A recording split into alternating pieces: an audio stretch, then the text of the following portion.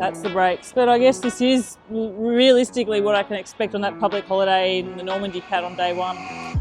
What does this tell me? This tells me I need to have backup options. And what are my backup options today? Leftover Christmas chocolate for the win. Bonjour, bonjour, bonjour. Welcome to vlog episode number 5. See if Bella can turn herself around from being a dot watcher to an ultra cycling participant. Ooh, blue sky day today. We're always happy to have a blue sky day. You! Today I'm just out with the one sole purpose to head to the boulangerie. It's actually a rest day for me today, and I have to say I was pretty delighted when I got the email through from my training program saying, this is today's plan. Tomorrow you have a rest day. You! Now technically I'm riding my bike, but very low intensity. Check these mountains out. I know they never look as great on camera as they do in person, but you just observe two things. Lovely, lovely mountains and a sky that's free of clouds in every which direction. Look, no clouds at all. So, like I said, today, rest day recovery spin, which is actually really needed because I had a pretty big week last week all in all. Just over 500 kilometres cycled. Must actually go back and have a look at how many hours that is on the bike. And it was a real big mix up in terms of the intensities that I chose to ride at and the distances.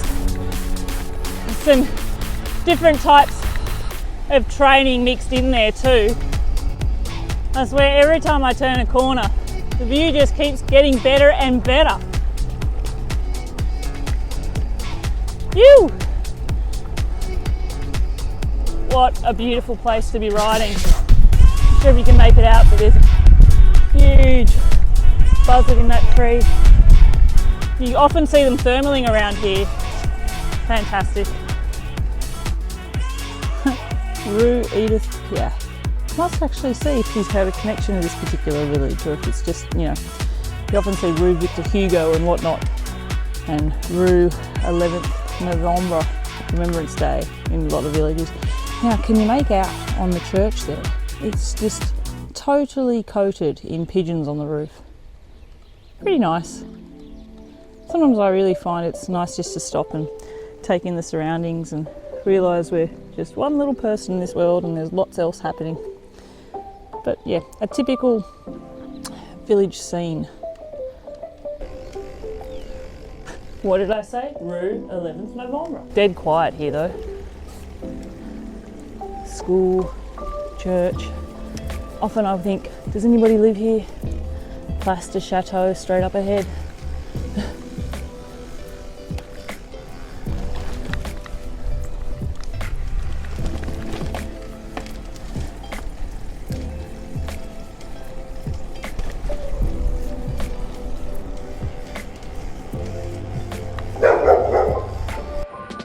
Well, I just made an amateur mistake, didn't I?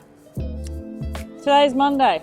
What does Monday mean in France? In France, on Mondays, it means quite a lot of places are closed, including one of my favourite boulangeries. Oh, sadness! No chocolat, no salon de thé, no viennoiserie, pain spéciaux, le vin tradition, campagne céréales. There will be no bread for me, at least not from here. Let's see, we might go boulangerie scouting. But maybe this is prepping me for when I do the Normandy Cat and the first days of public holiday and the boulangerie that I expect to be open is closed. We'll see. We will not go hungry today. Bonjour mouton. Bonjour agneau. Bonjour, bonjour. What do you think? 900 kilometers, 73 hours? Do you think I can do it? Huh? They don't seem too impressed, do they?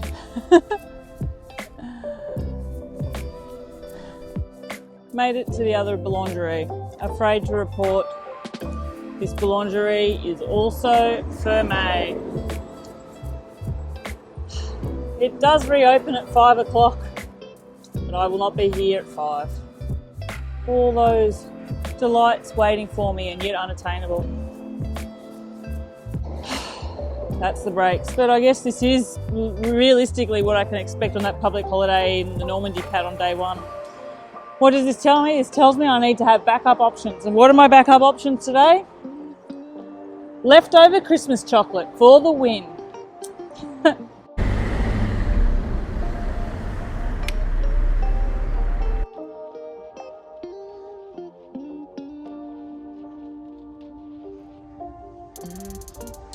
Just speaking to that village gentleman there about this clock.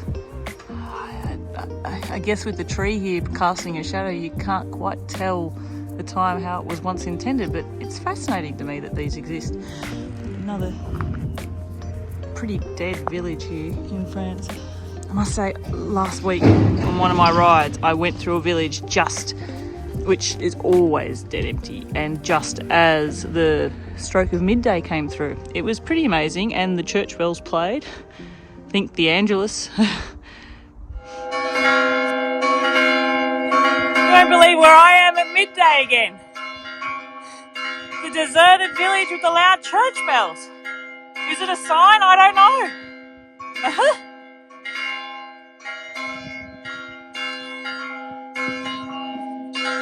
I am frozen. Freaking frigid. Like, I don't know, wind chill factor about -3. Not enough layers.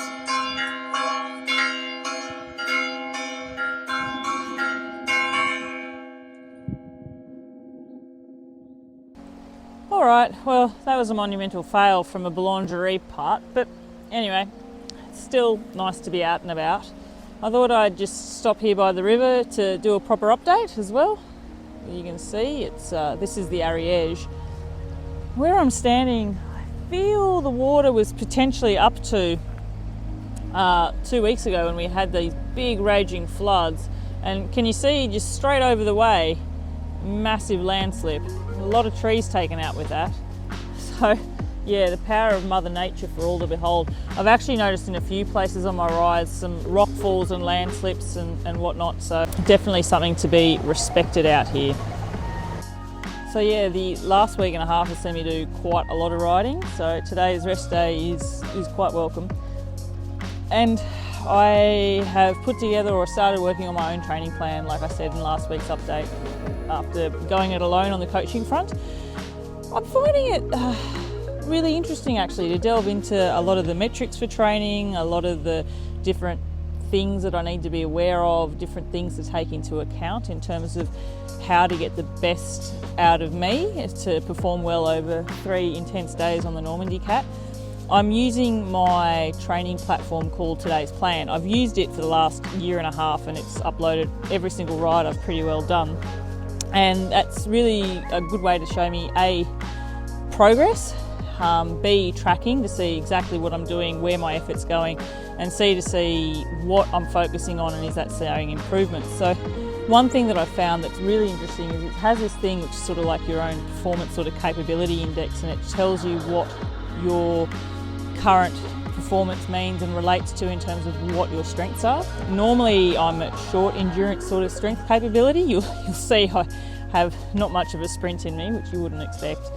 And sometimes I can do some short, intense bursts, but since I've started putting the endurance miles in, it's been really interesting to see that my strengths have now changed to being long endurance. And that's really what I want it to be. So that's what I'm focusing on, and it's good to see that that seems to be paying off. Or at least that's what the pretty graph tells me. There's always just something nice about listening to the sound of running water, isn't there? This is just, the Ariège River, I'm always pretty pleased to just stand here near this village and watch the river here. It's, especially when the water's this colour, it's so translucent you can really see, and every now and then you do spot some freshwater fish and you do see people fishing here, so it must be really nice to land a fish in these sort of waters. But yeah, that landslip's something else. Anyway, so what I've put together in my training plan, this is what I'm thinking in my head for how to train for this. I obviously need to do a lot of kilometres, which means many days on the bike each week, many hours pedalling away, and nothing sort of replaces time on the bike. But I found that not every day just needs to be about riding and riding lots of distances. So to that end, I've incorporated what I envisage will be at least 2 days a week of indoor training. One of those days is actually going to be on Zwift, doing some Zwift Racing League races with my Velo Club teammates from the Team Mayo Sablers. Woo! And what I call, for those who have never participated in a Zwift race, and you're probably like me, and I had never done any of this prior to lockdown, I never really did much indoor training at all. But if you really want the most intense effort you can put yourself through, or as I nickname it, one long heart attack, Zwift racing is where it's at, because it pretty much, unlike a normal cycle race, it is pretty much full intensity, 100% from the start to the finish of the race. And these races typically go just under an hour in our division. I'm racing alongside men, which makes it pretty hard for me. It means that where other people might be getting a rest, I'm at full tilt just to stay with them. Anyway, that's a bit too much on that, but Zwift racing every Tuesday, so that's going to be my high intensity short burst of indoor training, and I will do one other potential race or a workout. And the great thing with today's plan that I have worked out is that there is the ability to go into a whole heap of their training catalogues, and I can choose the area that I want to focus on, whether it's endurance, aerobic, anaerobic, VO2 max, threshold, lactate threshold, whatever, intervals, and I can go in there, I can say this is how much time I want to focus on, and there's a whole heap of pre-planned training that I can drill into. So today's plan is like got a whole methodology behind their workouts that they've put together with coaches themselves. So I figure if I do one Zwift race and one workout indoors each week, that's going to complement a lot of the outdoor stuff that I'm doing as well. Now, there is the side that might say, well, surely nothing replaces outdoor riding, and of course nothing does. And I will have at least 4 days a week on top of the 2 days indoors where I am primarily just outside riding. The whole point of why I'm doing these intense indoor workouts is to build, I guess, my fitness level and increase that, because the methodology that I've read about and what a lot of the ultra-cyclists have also told me is if you just do all your riding, doing big miles outside, going slow, the only thing that you're going to train for is riding long miles really slowly. What you want to do, especially in an event like Normandy Cat, where you are time limited in how long you have to achieve a finisher's placing in these events, is you want your fitness level to be high enough so that you can actually do those long days in the saddle at a higher average speed. So the difference between, say, riding at 20 k's an hour for 15 hours or 23 k's an hour for 15 hours, obviously that's going to make dividends in the long run. So I'm really hoping that that train of thought pays off. We will see. And then for my outdoor rides, I'm mixing it up. So if I can, what I'm doing is 3 days a week where I will try to go for, say, 3 hours, and whatever distance that 3 hour mark hits is what I'm hitting. Instead of saying I need to ride this amount of kilometres in that time, I figure if I break down my training in time batches, it gives me the ability to say I want to do 3 hours and maybe go up a really long climb, or maybe I want to do long distance and I spend 3 hours on flat roads. So that's been pretty good. And then the other thing is making sure that I do get longer rides in as well, and that's been really fun.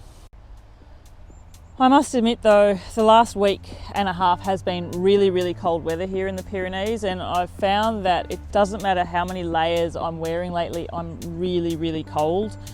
I've gone the tin foil and booty option on my feet. They're still getting cold. I wear my thickest winter gloves and my hands are still cold. I'm even finding my core is getting cold.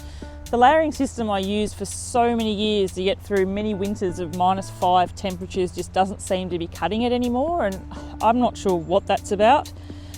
I did have a pretty low moment last week during one of my rides where I ended up bailing for another hour and coming straight home because I was just absolutely bitterly cold. I have to say that gave me so many doubts initially when I did that, thinking I've just bailed from a short ride because it's so cold. How on earth am I going to go in Normandy when it gets a little bit hard? So once I got home, I sort of reassessed. I spoke with my husband Steve and pretty much laid a plan that I had an extra hour to do, and so just made it practical. I swapped bikes, got onto the commuter and went and did the grocery shopping. It's a different type of riding to the supermarket, but it was, you know, the extra hour of riding that I was planned to do, and riding is riding at the end of the day. And I guess a lesson learned for Normandy Cat is it's just problem solving, isn't it? I'm going to have low moments, but I'm just going to have to realise that there are answers, and during those low moments I can get through it and, you know, bring myself out of it as well.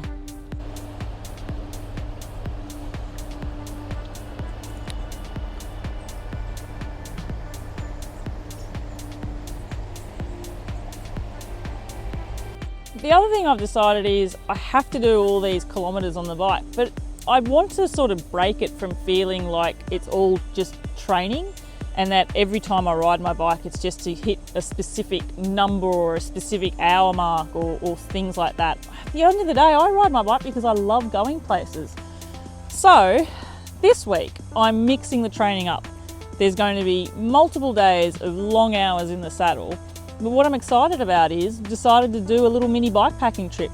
So maybe 5 or 6 days all up, I'm going to pack up this beautiful road bike of mine, and I'm going to try and go a bit lightweight as if I'm doing the Normandy Cat. So I'll have the saddlebag and frame pack and feed bags, but really pack light to travel far.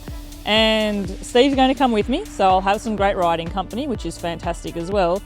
And where we are going is to the Mediterranean and towards Marseille. I think there's a professional cycling race, the first one of this year, the GP Marseille or something like that. And we're going to see about taking that in. But yeah, pretty much looking at doing, you know, 5 hours each day for 5 days maybe. It's really good base training. It'll be a really great way for me to get used to riding the road bike with bikepacking gear, similar to how I might have it set up for Normandy. And it just changes the scenery up as well. Instead of being on the same local roads, which whilst they're pretty, get a bit repetitive doing training loops all the time, to be able to get onto a Strava route plotting map or ride with GPS and say, I want to go from here to here and plot it all out is really great. And it will also, I think, be invaluable practice for my route planning in Normandy as well, because pretty much I'm going to have to figure out, this is the end destination, this is how I'm going to get there, this is how we're going to break up our days, and this is where I need to stay. I need to look to find out where to get food and all those sort of things. So I'm not going to do anything fancy, we're not camping this time because it is winter, and camping in winter time I think would be just a little bit too brisk. But also the idea is to go lightweight with the road bikes. So I'm really excited. I will no doubt have a interesting video vlog update from that for you for next week. So just crossed to the other side of the river, just to give you an idea. Beautiful bridge, and just a little diversion from the vlog. This is something that you see often near small villages, and they're often the little wash basin bath areas that people used to come and actually wash their clothes in. I am actually wondering though whether, and I'll find out about it and put it up here for you, whether these were actually for laundry. I suspect just the way they are that they were actually not. I think they might have been for bathing. How's your French? Can you make it all out? Look, I will translate it and put it up there and let you know. But good little resting spot for the bike. And yeah, you can just see, like, our rain event was ages ago and the water from here just continues to pour down. Amazing, right?